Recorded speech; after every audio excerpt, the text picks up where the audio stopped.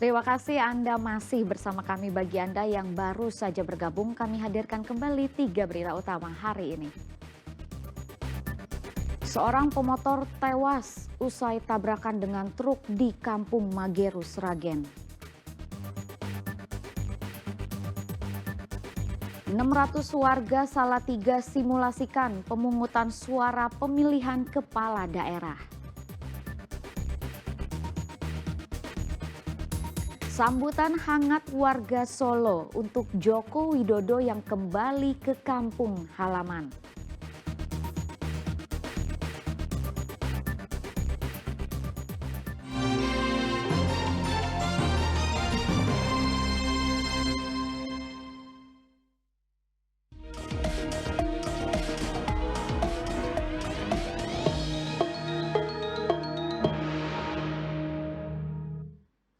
Sementara itu calon gubernur Jawa Tengah sibuk berkampanye.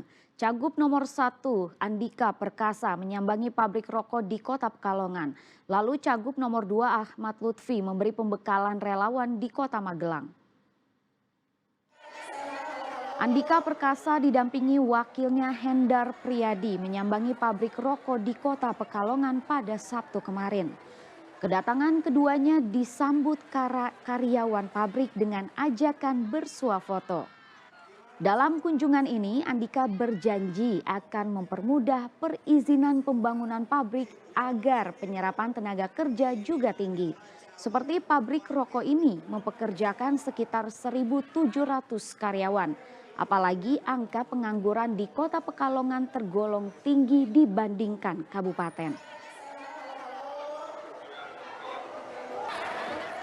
Sendiri di kota ini kan jumlah penganggurannya masih lebih besar daripada kabupaten. Itu kan satu bukti bahwa kita butuh. Jadi itu yang kita berikan relaksasi kepada pengusahanya supaya mereka punya insentif untuk membuka kembali, ekspansi. Kemudian pemerintah kota, provinsi, kita membantu kepada keluarganya.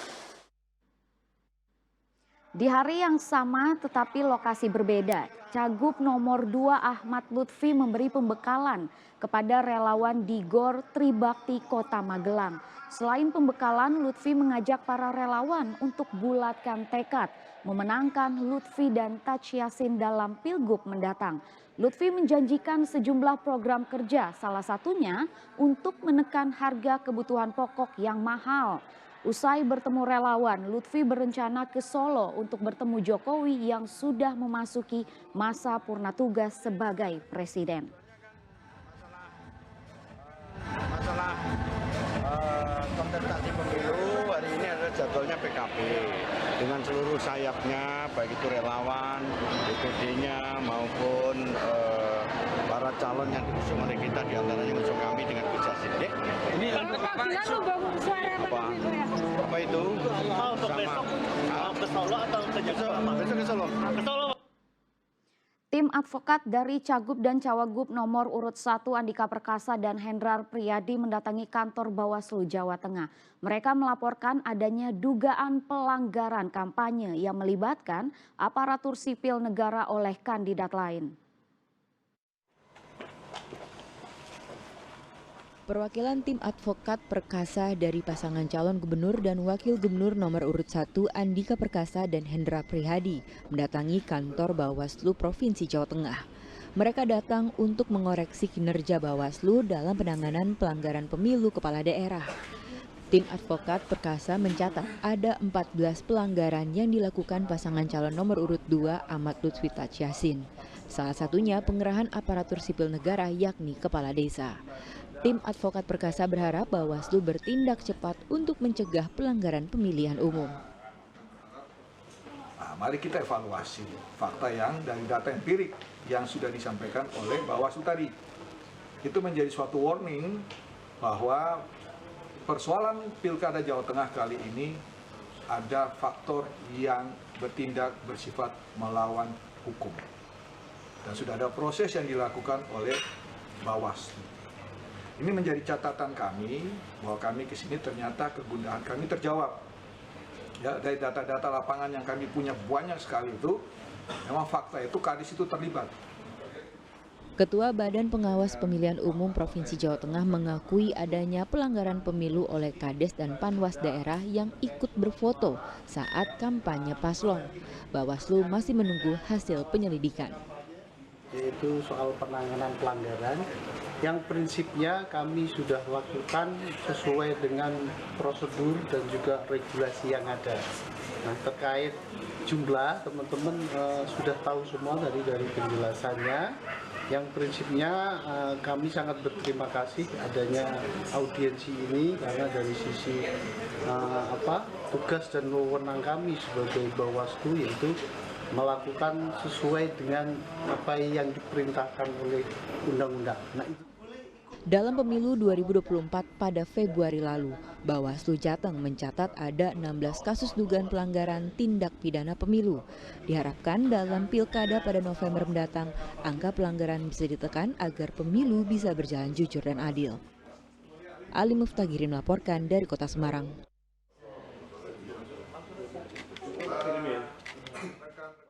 Komisi Pemilihan Umum Provinsi Jawa Tengah menggelar simulasi pemungutan suara pilkada. Simulasi yang melibatkan 600 warga itu untuk memastikan pemungutan suara yang akan digelar serentak pada 27 November mendatang berjalan dengan baik.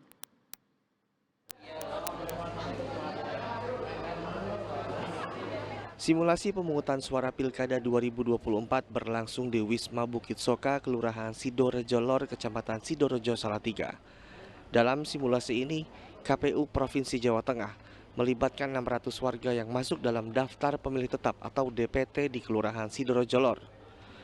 Simulasi pemungutan suara dibuat semirip mungkin. Setiap DPT mendapat 2 surat suara, yaitu surat suara kandidat cagup dan surat suara calon wali kota. Selain untuk melihat kesiapan dan pemahaman petugas kelompok penyelenggara pemungutan suara atau KPPS, simulasi ini juga bertujuan untuk mengukur waktu saat pemungutan suara dan melihat kesulitan dari rangkaian proses pencoblosan. Penekanannya adalah bagaimana KPPS itu pertama mengidentifikasi pemilih yang hadir, yang kedua memverifikasinya, yang ketiga tentu memastikan proses tata cara pemungutannya itu sesuai dengan ketentuan. Pada simulasi ini KPU Jawa Tengah juga menghadirkan kelompok penyandang disabilitas.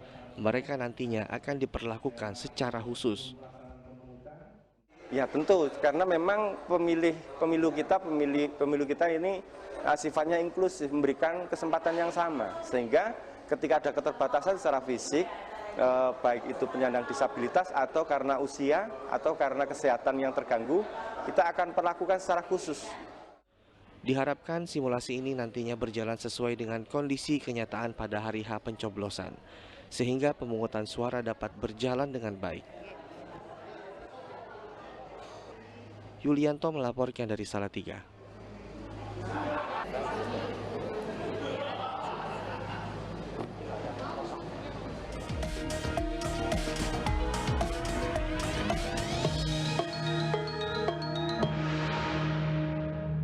Joko Widodo resmi purna tugas sebagai Presiden Republik Indonesia. Usai menghadiri pelantikan Presiden Prabowo Subianto di Jakarta, Jokowi langsung pulang kampung ke Solo. Kepulangan mantan wali kota Solo itu disambut hangat oleh masyarakat.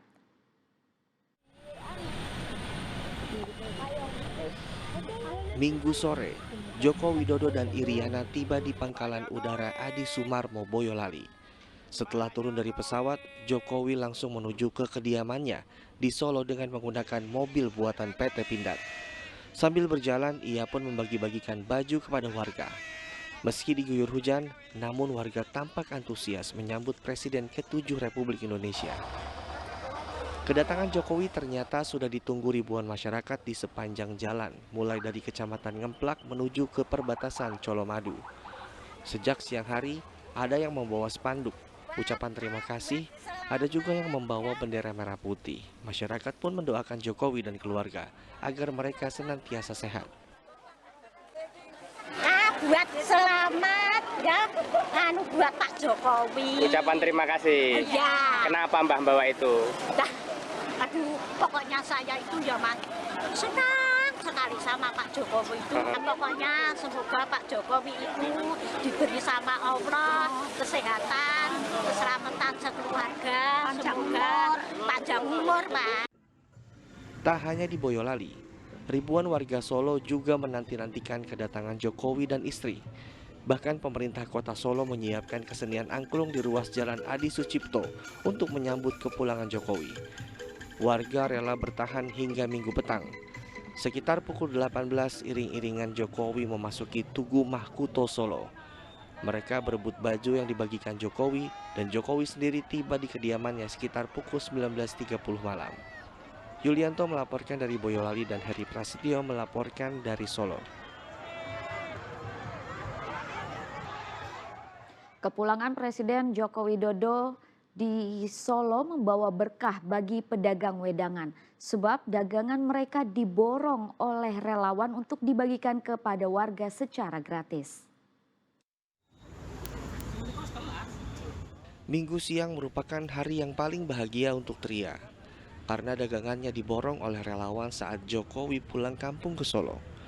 Mulai dari nasi serta lauk pauknya, gorengan dan minuman diberikan secara gratis untuk warga. Dalam waktu sekejap, dagangannya pun habis. Makanan ini pun dinikmati warga sambil menunggu kepulangan Jokowi. Kepulangan Pak Jokowi. Diborong ya Bu ya? Iya. Yang borong Bu? Dari relawan Sahabat Jokowi. 1,2. Kalau misalnya hari biasa sendiri kalau jualan habis itu berapa? Habisnya ya enggak mesti sih Mas. Kadang 1 juta. Tidak hanya satu, wedangan ini disediakan oleh relawan di 5 titik mulai jalan utama menuju Bandara Adi Sumarmo hingga ke kediaman Jokowi. Kepulangan Jokowi sudah ditunggu-tunggu mulai pukul 3 sore. Bahkan beberapa bus asal luar kota berjejer menantikan kehadiran Jokowi. Heri Prasetyo melaporkan dari Solo.